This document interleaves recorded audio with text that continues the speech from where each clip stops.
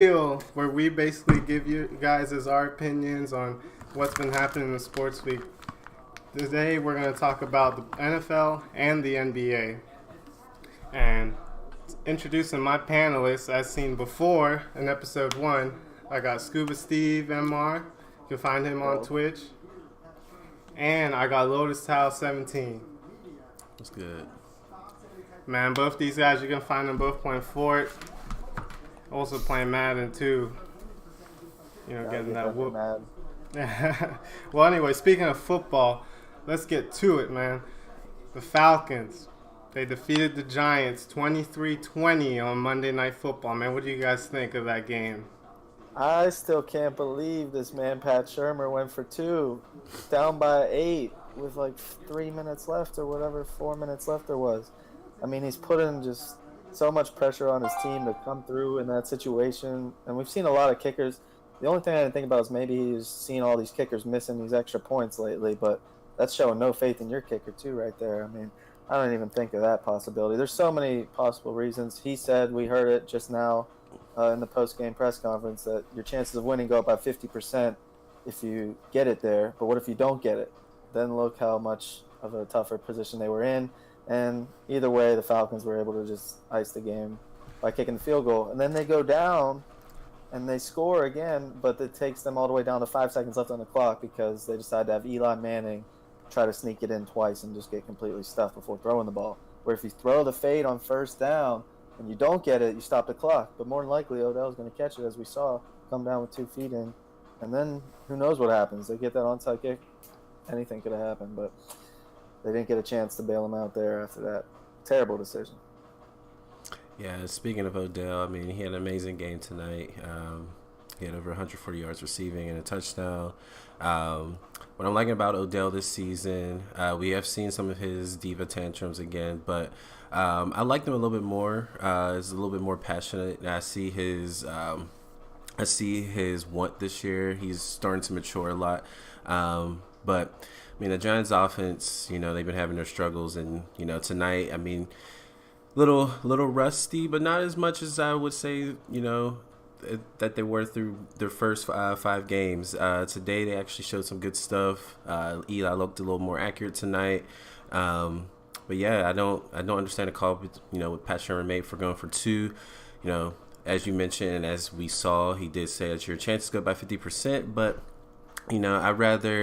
I think teams are tired of going into overtime and trying to settle it out between, with that extra quarter. So most teams just try to end it. But, I mean, you take your chances, play the game safe, play to win. You go for that. You go for the extra point. As you mentioned, kickers have been pretty streaky. I mean, we saw Justin Tucker even miss an extra point. I mean, he's the best kicker in the NFL right now. So doesn't quite make sense, but I did like what I see from the Giants. That division is still wide open in the NFC East, so pretty much anybody can do it. If they keep this up, the trajectory stays from what I saw tonight. They can go. They can be good going forward, but can't do that. Can't make mistakes like that in the fourth quarter. Hold on, you said you think the 1-6 Giants can win the division still? It's anything can happen, man. Anything. I mean, we saw the Cowboys. NFC East. We know how it is. I mean, we saw the Cowboys beat the Jaguars. None of us saw that happening. They just had a nice division battle against the Redskins. I mean, it could have gone any way. All it takes is for one of these teams to get hot and another team to get cold. And so for me, it's a division that can literally win at 9-7 and get into the playoffs. So hey, we'll see. I know Philly lost yesterday too, but I'll tell you this right now: the Giants are cooked. Yeah, I mean, I think tonight, I think the Giants look better than normal just because they were able to move the ball, especially in the air, a little bit better. Still, though, Eli still didn't get as many touchdowns as they wanted. I think Saquon tonight didn't do as well as he normally does on the ground. He got a couple, key catches.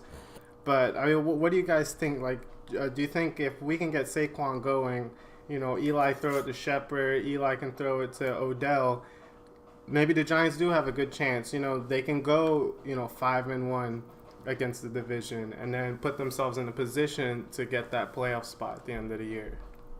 Well, we got to think about they're going against the Atlanta Falcons defense, missing like its 4 best players, and they still only put up 20 points. True. If they're not getting it going tonight, I don't see them getting it going unless maybe they just go with a Arizona midseason coaching change and fire their coordinators, bring in Byron Leftwich. I don't know. I mean, whatever they're doing now, whatever that play calling was, it's not working because they should have done a lot more, like you said, with arguably a top 5 running back and definitely a top 5 receiver in Odell and Saquon. And Sterling Shepard going for 161 yards.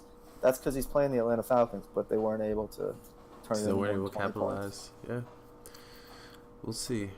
Yeah, how about the Falcons moving forward? And what do you guys think their chances are to maybe eke it out of the NFC? Or are they done for the year? NFC is pretty tough too. Saints are the crown. I mean, to me, Saints are the crown leaders of that division. But that's still another one where it's pretty tough. I did like what I saw yesterday from the Saints and their defense playing a little bit harder, but still a bit of an issue. And it's kind of surprising seeing what they did as a collective whole last year. I still like the Saints to win it, but Falcons can potentially squeeze out a NFC wildcard position at 5 or 6. So we'll see what happens. Yeah, I mean Atlanta's definitely still in the race there. I think we talked about them after they played the Steelers in the first. Was that the first episode? Yeah, first episode. Yeah, and I talked about how they were in trouble because the NFC is so deep and stacked, and it's tough to make it out of there. And after they had the Super Bowl hangover, they came back last year and still made it to the semifinals in the NFC. But I've never seen them as a team that was really going to get back to the Super Bowl for another couple of years at least. I mean, I know Matt Ryan was playing well, completed like his last 17 passes in that game or something crazy, but no, it's not going to be. I don't see them coming out of the NFC this year, but I could see them, like Quay said, sneaking into the playoffs again. Yeah, well, man, that was a crazy week of football. Well, let's move on to some quick questions, put you guys, on your feet. So, looks like Amari Cooper is going to the Dallas Cowboys. What do you guys think? You want to go first, Steve? Yeah, I mean, my thoughts are that the only reason it's really a big deal that we're talking about is because the Cowboys and the Raiders getting involved. I mean, I know Amari Cooper's a pretty big name, but he can't catch a football really to save his life. So that's what I've seen out of him in his first 3 years.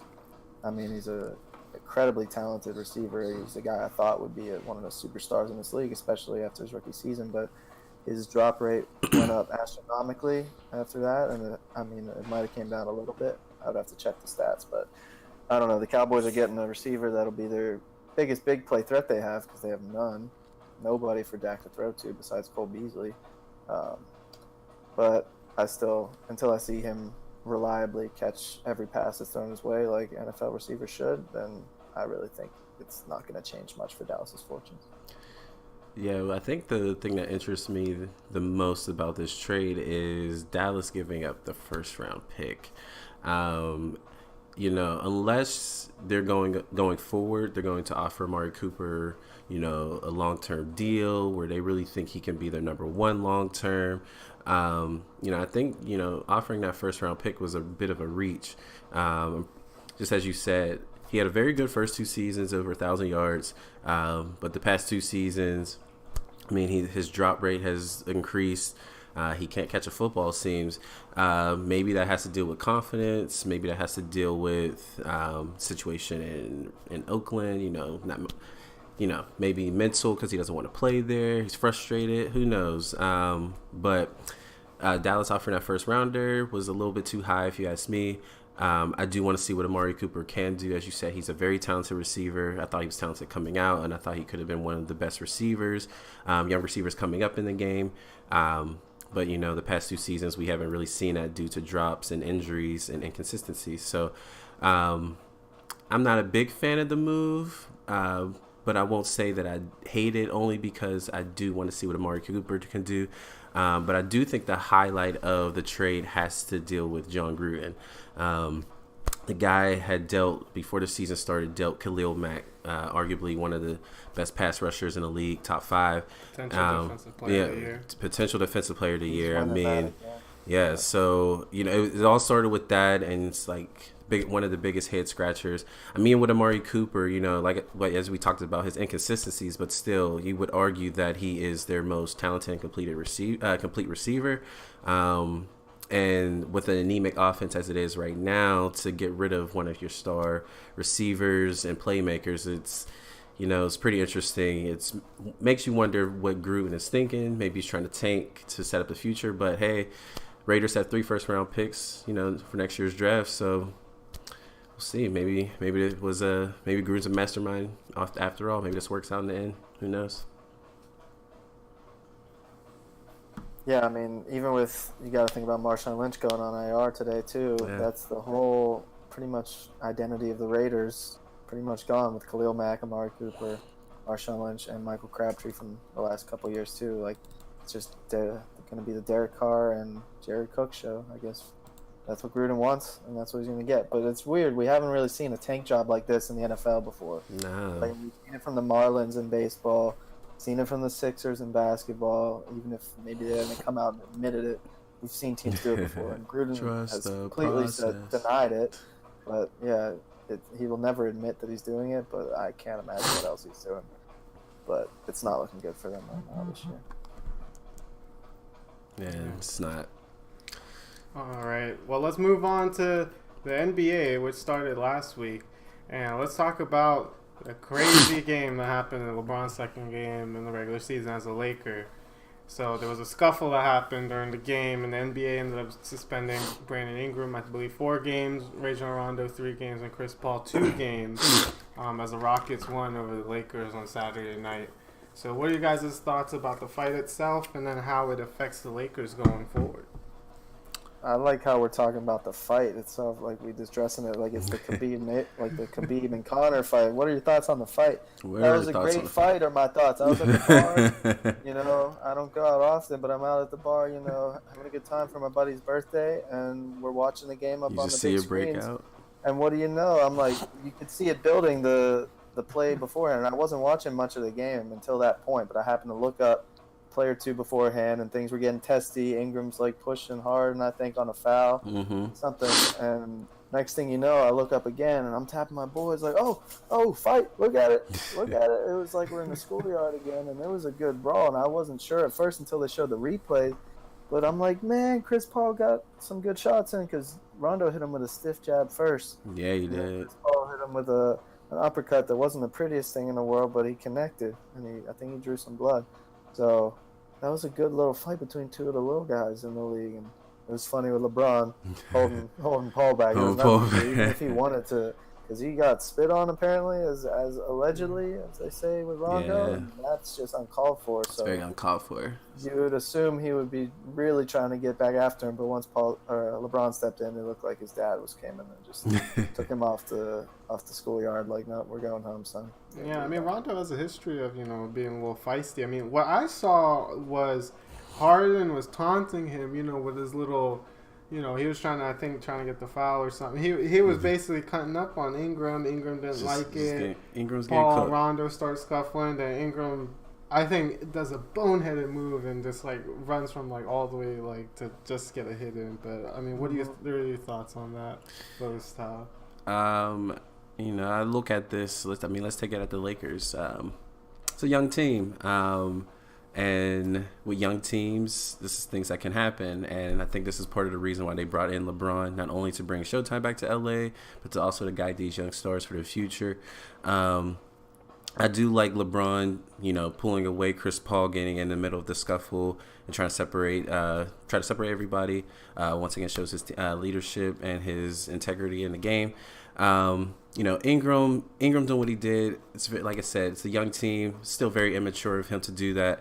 I know it's early in the season, but what if this was somewhere during playoff time, during championship time? You got to keep your head on straight. Can't make mistakes like that. Same thing with Rondo. I mean, you're a veteran. Spitting on somebody, allegedly. It's uncalled for. It's a very uncalled for. So I defend Chris Paul, in his reaction in a sense. But once again, professional. You got to kind of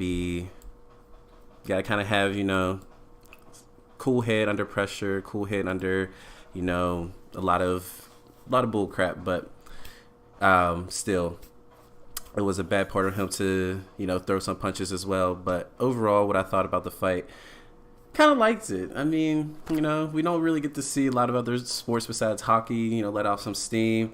Even though players got suspended, I kind of like, players letting off some steam after something like that happened. Like I said, spitting on a player is a little bit much. And to see Brandon Ingram come in and kind of get a little testy with it too, and Chris Paul defend himself, I kind of like it, but at the same time, got to do what's best for the team overall. I mean, who does this hurt more moving forward, though? Do you think the Lakers are going to be able to recover? 4 games is big, in the West. You can't really drop 4 games without arguably one of your best players on the team. I don't think it matters for them. As long as LeBron's in there, it doesn't matter who the other 4 are. I mean, Brandon Ingram's good, but he's not going to make the difference in them winning or losing a game at this point in the season, I don't think, if even down the road until he gets a lot better. I mean, he's a good player, but he's not. He's just a role player for them on that team, just like the Kuzmas and the Josh Harts of the world and the, Caldwell Popes. It doesn't matter. I mean, it's the first couple weeks of the regular season. No one cares, as we know in the NBA, until the last 2 minutes of the game or until the playoffs start. So it's not going to make a big deal for either one. Chris Paul, I guess you would say it hurts them more because he's the best player of the group. So, I mean, yeah, the Lakers will miss Rondo too, but Chris Paul being out hurts the most because he's half of the Rockets' offense besides James Harden. I mean, he's one of the best point guards of all time. So Rondo's great too, or he was. He's still decent. So they'll miss him and Ingram, but it'll hurt the Rockets more, but not that much. Yeah, I mean, right before we move to our next topic, I mean, what are your guys' favorite fights in sporting history? All of sports or just the NBA? We can keep it the NBA, keep it league specific then, for the sake of the topic. I mean, why don't we take it to Ron Artest? Oh, man. Dude, Rumble in the Jungle. We didn't say fights against fans. We talked about players fighting, right? That's just, if we're talking all sports, obviously that's the most legendary. I mean, I'm sure there's some crazy soccer fights in Brazil though, where the ref just got impaled, but we'll avoid those. I don't know. Quay, do you have one of just players? If we're talking about just players, I mean, Shaq was a person that people wanted to fight all the time. I remember, I cannot remember what his name was. When he dunked over the guy? When he dunked over him, and he kind of pushed him at the end. Brad Miller?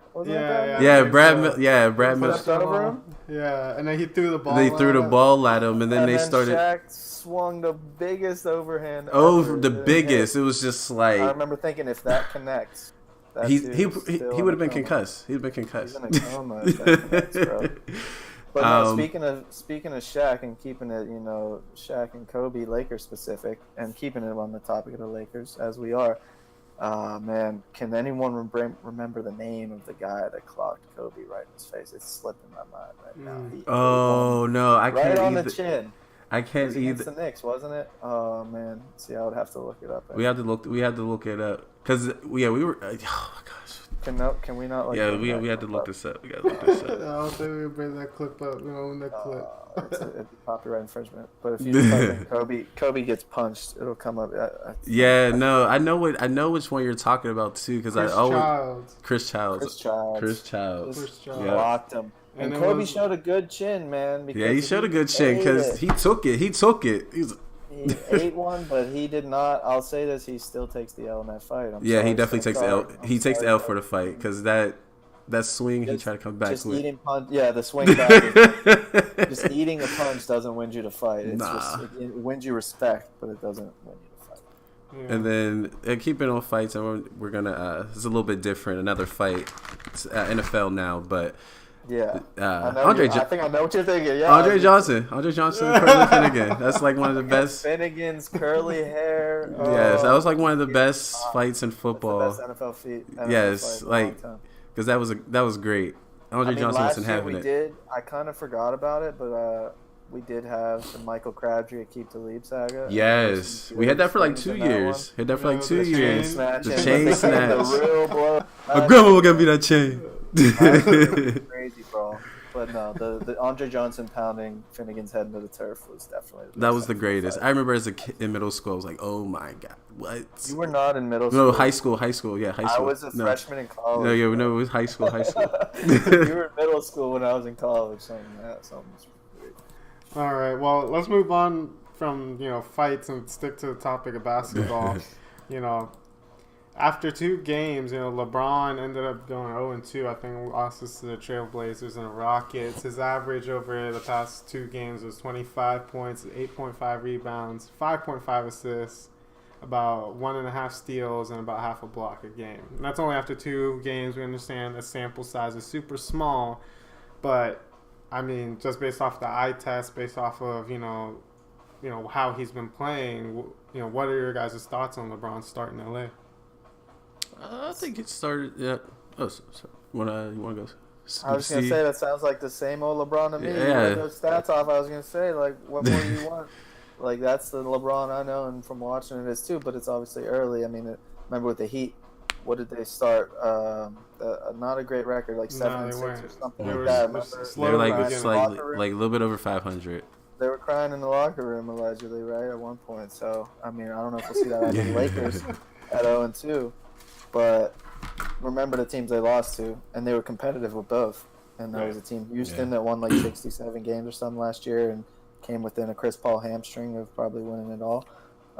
And then the Portland Trailblazers, who won at like 49 games, and then they were like a 4 or 5 seed, as they always seem to be with Dame, And so I'm not worried about them at all, but at the same time, I wasn't expecting them to be great. I was just, with that supporting cast, it's not that much better. I mean, it's better than what LeBron had with the Cavs in the East, but now in the West, that might not be enough to win games in the high 40s and get a secure playoff spot in the West, because you're not going to make it with probably less than 45 wins. That's just the reality of it. And so are the playoffs a guarantee for the Lakers? I don't think so. I think they'll make it, but I really don't think that they have a chance to contend for, or even maybe win more than one series in the playoffs this year. Yeah, as you said, LeBron starting in LA. It's pretty much what I expected. Very similar to what we've seen in the past. I mean, as LeBron being LeBron, he's the best player in the NBA still, all around, greatest player in the world. So not too surprised about it. Did have six turnovers in game 1, but that's LeBron maybe trying to do a little bit too much at times. This is a young team, and I don't really, as you said, in the hard West, I don't see them really going far. Them being 0-2, it's early, but I do see them going to the playoffs. But trying to get a secure spot, as you said, it's gonna be pretty tough. It is a young team. LeBron makes any team better, and as you said, it's better than what he had in Cleveland. But the West is pretty tough. Given the first 2 games were against the Trailblazers, I mean, you have Damian Lillard, you have C.J. McCollum. Those 2 are one of the greatest shooters in the NBA right now, and probably the best tandem at shooting guard outside of Steph and Clay. So it's a pretty tough matchup. And then the Rockets, I mean, you have one of the greatest point guards of all time, Chris Paul, greatest shooting guard in the game right now, and James Harden. We all know what he can do on the court with his scoring. So, not surprised about the record. They kept it close too, but keeping it close isn't going to do enough. You got to close out these games at the end, especially in the West. It's a much tougher division. We see the East can be pretty wide open, but it is the first 2 weeks of the NBA. We saw Golden State just lose. So I don't think many teams are panicking. I don't think the Lakers are really panicking. I don't think LeBron is panicking.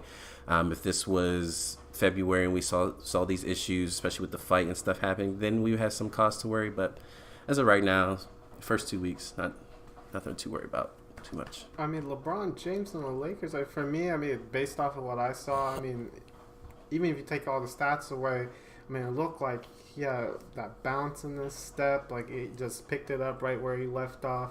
You know, he stole that ball, went for the dunk. Like, for I think it was his first points as the Lakers. Like, that was great. Like, the whole arena. Back-to-back crams. Yeah. Back-to-back possessions. It was great. It was an electrifying start. He got passing all around, getting his guys involved. And I think the suspension with Ingram and Rondo is actually going to help out Ball and Kuzma. They're going to have to go in there. They're going to have to play a little more. And they might be able to steal that starting spot, you know, if they play well enough. But we'll see what happens there. I mean, we'll talk more about the NBA next week for sure. I want to talk a little bit more about some football right before we go. So, who's going to win the NFC North? Some crazy stuff happened yesterday. AFC North or NFC? I mean, AFC North, not that. AFC North. The American Football Conference. Gotcha. America. So, I mean, look what happened yesterday. I mean, look, the Ravens lost. I believe they lost to the Saints. I believe it was 23-22. Justin Tucker missed the extra point. Justin Tucker misses that extra point. His career out of 243 makes. It was crazy.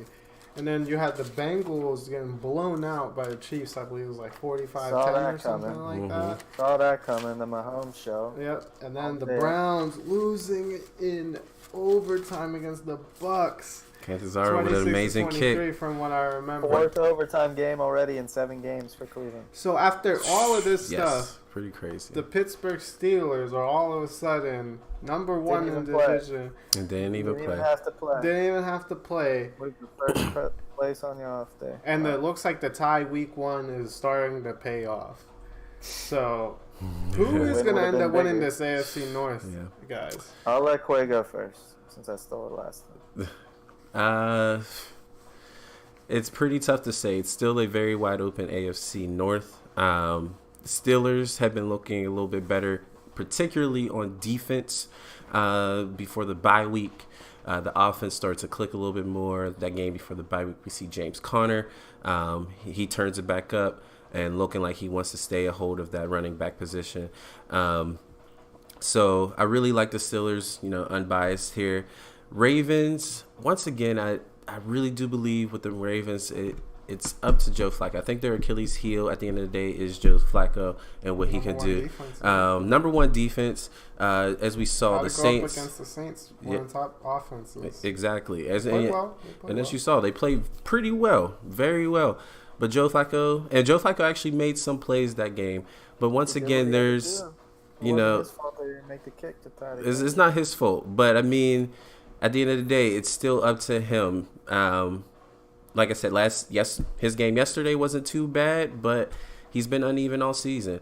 The Bengals, I said they were fraudulent at the beginning of the season after they started out 4-0, or 3-1, should I say? And I was just like, they look good, but they haven't really faced anybody. When they beat the Falcons literally lost their entire defense that game, pretty much. So, not really impressive at the end of the day. But then we ended up beating Steelers ended up beating the Falcons as well. So I'm not too impressed by the Bengals, and they just got blown out. They just lost to us as well, pretty convincingly. The Browns. I just feel like these guys are all kind of being bit by bad luck more so than anything this year. Maybe it's all the years of doom and gloom when it comes to the organization. It's not the players. I don't even think it's the coaching per se. Sometimes with play calling, I will say, but they've been in these ties. They've been four different overtime games. Could have easily tied in all of them. Could have easily won in all of them. The Cleveland Browns have fought hard this season. I still think they're about a year or two behind to really, really show some contention in the division. But they are a feisty team that won't go down. So I think that's a team we need to keep our eyes open for in the AFC North. But at the end of the day, I think when you look at the teams as a whole, the Steelers' offense is the best in that division. It has the best quarterback, and it has a defense that is starting to at least reel it in a little bit more. And as long as they can become a top half defense with that offense, I think the AFC North belongs to the Steelers. Yeah, I think if the Steelers can become a top half defense, then it's no question their division to lose, as it should be with, like you said, the best quarterback. It's a quarterback league. And then players like Antonio Brown, and then who knows, Le'Veon Bell, maybe, maybe not, but James Conner's looked good in his place. But I will say this: I don't know if I got it. I can't tell you who will win it today. It's a wide open division as it stands right now. I can tell you who won't win it: a team from Ohio. It's not going to be the Browns, and it's not going to be the Bengals. It's going to be one of the two that always actually comes out on top and does something with it. I know the Bengals have won it before, but like I said, when we talked about them 2 weeks ago, there's no need to talk about the Bengals until they win a game in January, because I've never seen it happen, and you've never seen it happen. And if you're watching this, I don't think you've seen it happen unless one of our casters are like 50 years old, saw them during their when they made it to the playoffs back in like the 80s. Yeah, but I don't think that happened. So we'll worry about that when we get there. But as we see, they are who we thought they were. Just got absolutely slaughtered. They are who frauds. They are who we thought they were. So, R.I.P. R.I.P. Danny Green. Anyway, it's a division. It's a 2-team race. I know the records show otherwise, that even the Browns are still alive. And if Baker somehow starts playing like he's at Oklahoma again, and he's looked good at times, he's made some mistakes. I mean, I like what I see out of him. I thought he was the right pick, and I think he's the right guy for their future. And Agreed. They've already won 2 games and tied 1, so they're doing something right. More than they've won in the last 2 years combined. So I'm happy for them that they're off the schneid and all that. But it's not their year yet. Like Quay said, they're a year or 2 away, and then I think we'll really see those guys like Myles Garrett and those other picks, first-round picks, Denzel Ward, start paying off, and then they'll start contending. There's no question. Like, we've seen it happen in other sports where the worst team just stockpiles like so many great young players that eventually they become the best team. The Cubs and Astros in baseball past couple of years. So I think the Browns are on trajectory for that too, and the Sixers, as we talk about trusting the process. I think they're on that trajectory, and they didn't have to tank to do it. They just suck. So I don't think they suck anymore. They're just mediocre. They're just the Browns. I mean, bad luck as well in these games. They've been getting screwed by the refs, and they've had bad luck. Should have had a win against the Raiders. They should have won that. But it's not their year, and the Bengals, it's not going to be them. So what it comes down to is the Steelers and the Ravens, a great offense, an average defense, again, and then you have an average offense and a great defense for Baltimore. It's not like it used to be when it was both average offenses and great defenses in the black and blue bowl. But it's still going to be a great rivalry. It's going to come down to it, and the Ravens already have a win in Spiel. So unless the Steelers can go into Baltimore and get a win in a place that they almost never, ever seem to do, it could be the Ravens' division to win this year. I don't know.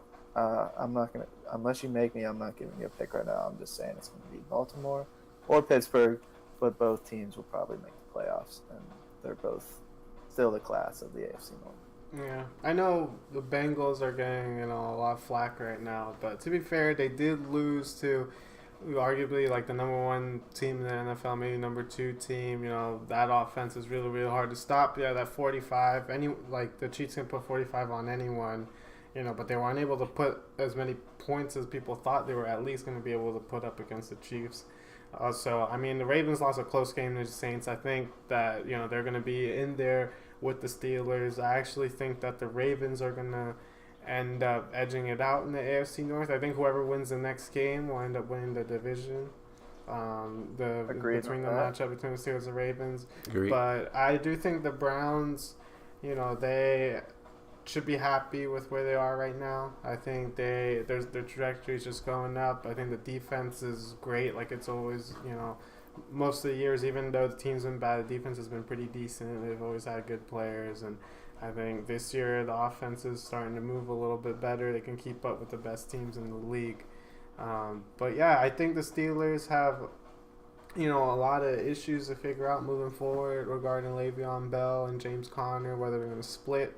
Have Thunder Lightning. I think in the past, the coaching staff has shown they haven't really been able to split the carries between those 2 players or any 2 players that they've brought into the facility with Le'Veon Bell. If he comes back, it's the Le'Veon Bell show. even though I think Connor does deserve the reps, and we'll see what happens there. But I think the Ravens are in a spot where they're comfortable. I mean, they lost a good game to a good team, so man, I just was so excited for the second half of football. Man, week 7 was crazy. So I think that's it for today. So want to give final thoughts. So to both my panelists, if you guys wanted to speak, now's the time to speak. So Scuba Steve, what's the spiel, man? What do you want to talk to? What do you want to devote time to? What do you want to tell the viewers about? What's on your mind regarding the world of sports?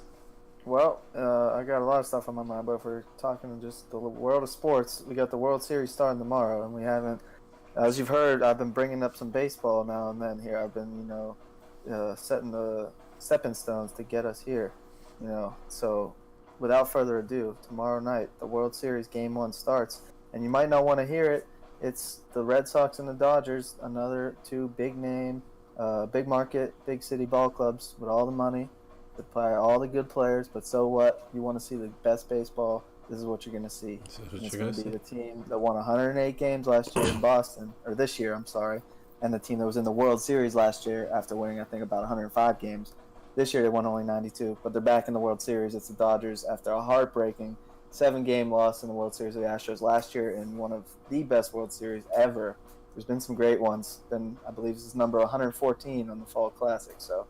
But will it top? It won't live up to last year's. I don't think it can. Last year's was just unforgettable. But I think we're in for another great World Series, starting with Game 1. If it's going to be Kershaw on the mound against Chris Sale, and just so much star power in these lineups. But I think what's crazy and what people have to appreciate, even though these are two huge market, huge fan base ball clubs, they haven't met in the World Series in 102 years. There's a rematch of the 1916 World Series when it was the Brooklyn Robins. Not even the Brooklyn Dodgers yet, going against the Red Sox. And the Red Sox came out on top. And you know who was one of their star pitchers? Babe Ruth. Wow. The Babe was on the mound he tossed a 14-inning victory, gave up 1 run, and then 13 straight scoreless innings. I got to shout out my boy, Do-Hyung Park, fellow Campus Rush affiliate out of Stanford. He's working at MLB.com now, and he put together the 10 facts you need to know for this year's World Series about the last time they played in 1916. So respect, shout out to Do-Hyung for that. And I'm just excited to see this team's rematch after more than 100 years. And it was even 84 years since they met because the interleague play just started. So these are two great franchises, and, it's going to be a good series. And I think we should all tune in tomorrow night. Yeah, man. I mean, it's always great that, we're getting professional sports at this level of competition, especially games that are starting to count, towards the postseason, towards that championship. So, how about LotusTile, Black Belichick? You got anything for us? Anything for the viewers? Alrighty. So the nickname that just got thrown out there, Black Belichick. That's due for my fantasy mystique. With champion here, always champion in fantasy, except for last year, but I'm coming back for my title. But yeah, so I want to talk about some fantasy waiver wire pickups that we can do. I call them Black Belly's waiver wonders. Now, for those, if he is still out there, while I don't have a lot of trust, but he has shown me some signs that have garnered, enough for you to pick him up off the waiver wire, and that is Marlon Mack. Guy exploded yesterday on the Bills. Wasn't expecting an explosion like that. When you look at Nyheim Hines, he has been their pass catching back all season, and he has shown a spark. But Marlon Mack had literally snatched the job that day. So going forward, I believe he's available in most leagues. Especially because he was hurt, so not a lot of teams had him. If he is available, or if you can make a blockbuster trade at least, try to get him. I think going forward, he's going to take up a lot of the offense. That's one of my waiver wire pickups for the week. Second waiver wire pickup, I would have to say, if you need a quarterback, there's some quarterbacks going on bye. You can still go. I need a quarterback. My quarterback's on bye. Quarterback's on bye. Who do I pick up? If you need anybody. There are 2 quarterbacks that I would like to point out. Good. Yes, Jameis Winston and I got him already. You got him already? And if he's still available out there, I would go with Dak Prescott. As we talked about earlier, he now has Amari Cooper. Amari Cooper is a receiver who had 2 back-to-back 1,000-yard seasons with over 70 catches. As we talked about, his past 2 seasons have been pretty inconsistent, but with a offense that tried its best to get him. I mean, they threw a first-rounder to snag him. I believe he's going to be used. I believe that's going to help Dak in the passing game. It's also going to help him find Cole Beasley more because now teams won't be able to just, hone in on Cole Beasley being his favorite target. They'll have to look at Amari Cooper. And you still have Zeke back there. You can't load it up 8-man anymore now with Amari Cooper and Cole Beasley. I think you can. I don't think so. We'll catch. We say that's what I would do. We say that now, but I think Amari Cooper is going to be revitalized going to Dallas. I think his inconsistency has come from lack of creativity on offense and just some coaching. I definitely think it's coaching and some mental errors and consistency due to his want in Oakland. I think that changes here in Dallas. And one more running back, and we're going to keep it in Tampa. Ronald Jones. If you can pick up Ronald Jones a second, I would potentially go ahead and grab him. Peyton Barber hasn't shown that he can hold the job, and Jaquiz Rogers looks like more of a third down specialist. Ronald Jones got a goal line touchdown this past Sunday after being hurt. So, and I think for sure at least goal line carries he's going to take up before Jaquiz and Peyton. But this is a guy that they went out to get in the draft. And he's finally healthy, so I believe going forward he's going to be utilized. So if you can do that, if you can find Ronald Jones and you can grab him, it's another waiver. That's another waiver wonder that I would go for. All right. Well, that's our show. That's the Spiel, and this was the inaugural live broadcast of the Spiel on twitch.tv/its_a_Muslim, and you'll be able to catch us every Monday, 8:30 Pacific, 11:30 Eastern. We'll try to let you guys know whenever our schedule is. We know the holidays are coming up. We might have to change the schedule up. But yeah, I want to thank our panelists, Scuba Steve, LotusTile. Also want to thank the Real Sports Guru who was here for episode 2, was unable to make it. Yeah, I hope you feel better. Condolences to you, man. I hope you come back next week. Hopefully we can get all 4 of us. That migraine, man. That Percy Harvin. That Percy. Yeah. He has the Michael Vick concussion. Well, I hope he's doing all right, though, in all seriousness.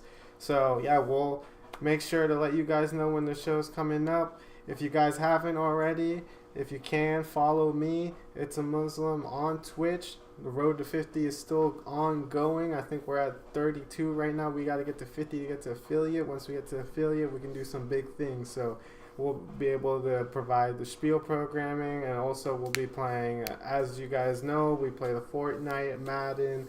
Also been playing some Spider-Man. Hopefully we can get to that COD Blops 4, that Battle Royale too. So we'll be seeing that in the near future. Make sure you catch the Twitch channel, and make sure you follow me. It's a Muslim. It's _a_Muslim. And you can catch all of us playing for it and doing our best, trying to do our best Ninja and Daquan impressions out there. So until next time, thanks a lot for tuning in. I really appreciate all you guys tuning in. Hopefully you guys enjoy the show. Let us know what you guys think, and we'll see you guys next week. Thanks, guys. See you guys.